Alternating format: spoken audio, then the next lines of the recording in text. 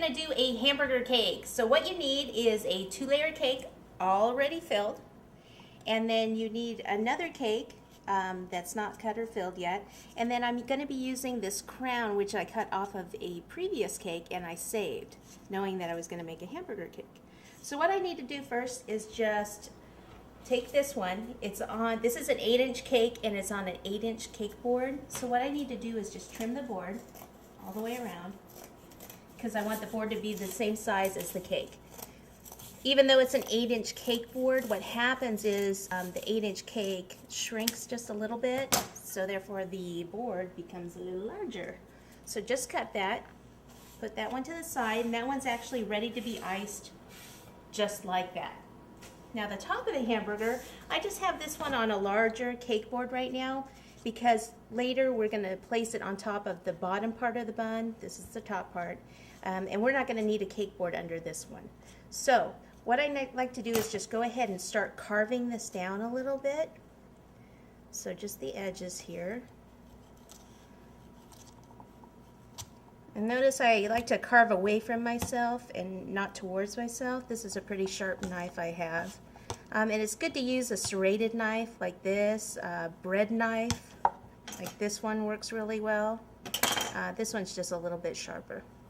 Whatever you have around the kitchen will work. Even a steak knife would be better than a dull knife.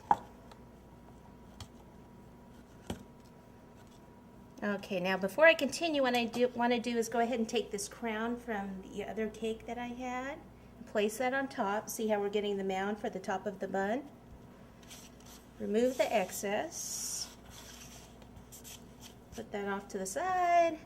Trim this just up a little bit more. And it doesn't have to be perfect because the buns usually aren't perfect. Just get the sharp edges off mainly. And with this we don't even have to do anything with. But if you didn't have a piece of cake, the crown from another cake, you could just make this cake a little bit taller and then just end up having to carve down a little bit more.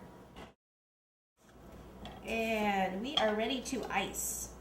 So I've just got regular buttercream. Always stir up your buttercream. Make sure there are no air bubbles in it before you start to ice. And I like to just place that right on the top. Take your spatula, and I can just put a little bit of buttercream underneath where I attach the other cake just so it sticks. Sometimes you don't need it. I'm just going to do it to be safe. And that's enough. You can coat all the way under that if you'd like, but it's not really necessary. Alright, go all the way around. It's always better to put more icing on than you need, that way you don't get cake crumbs in your icing.